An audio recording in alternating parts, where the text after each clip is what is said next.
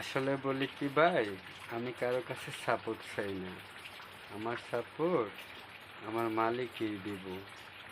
আমি কারো কাছে বলি না আমার সাপোর্ট করার জন্য। আমার মালিকের হুকুম যেদিন হবে সেটি এমনিতে হবে। কেউ না চাইলেও এমনিতে হবে। তো আমার মালিকে যদি চায় আমার আইডি বড় করতে, চাইলে হবে।